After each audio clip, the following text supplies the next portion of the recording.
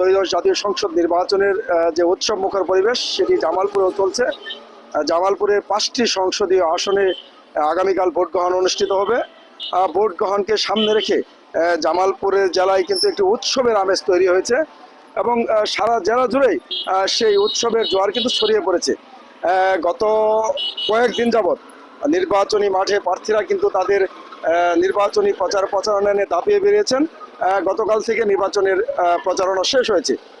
জামালপুরের 5টি সংসদীয় আসনে মোট 34 জন প্রার্থী প্রতিদ্বন্দ্বিতা করছেন এবং এখানকার ভোটার সংখ্যা 21,35,000-এর কিছু বেশি।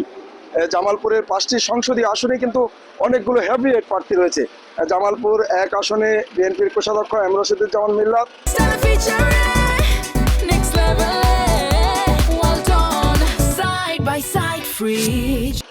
জামালপুর 3 আসনে বিএনপির জলবায়ু বিষয়ক সহ সম্পাদক জনাব মোস্তাফিজুর রহমান বাবুল এবং জামালপুর সদর আসনে বিএনপি জাতীয় নির্বাহী কমিটির সহ সাংগঠনিক সম্পাদক অ্যাডভোকেট ওয়ারেস আলী মামুন প্রতিদ্বন্দ্বিতা করছেন। এছাড়াও বাংলাদেশ জামায়াতে ইসলামীর প্রার্থী নাজমুল হক সাইদি, তিনি কেন্দ্রীয় শূরা সদস্য, তিনি জামালপুর 1 আসন থেকে নির্বাচিত করছেন।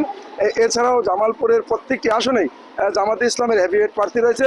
আর সেই সাথে জাতীয় পার্টি ইসলামী আন্দোলন সহ অন্যান্য দলীয় হেভিওয়েট প্রার্থী রয়েছে। এই নির্বাচনকে উৎসব মুখর করতে কিন্তু প্রত্যেক দলের পক্ষ থেকে ব্যাপক প্রচারণা চালানো হচ্ছে এবং জামালপুর আইন শৃঙ্খলা বাহিনীর পক্ষ থেকে বিপুল সংখ্যক আইন শৃঙ্খলা বাহিনীর সদস্য মোতায়েন করা হয়েছে। জামালপুর জেলায় আইন শৃঙ্খলা পরিস্থিতি স্বাভাবিক রাখতে ইতিমধ্যেই পুলিশের পক্ষ থেকে 1650 জন সদস্য মোতায়েন করা হয়েছে, সেনাবাহিনীর 600 সদস্য মোতায়েন করা হয়েছে এবং বিজিবির 16 প্লাটুন বিজিবি মোতায়েন করা হয়েছে। এছাড়াও অন্যান্য বাহিনীর আরও বিপুল সংখ্যক সদস্য কিন্তু নির্বাচনী দায়িত্ব পালন করছেন।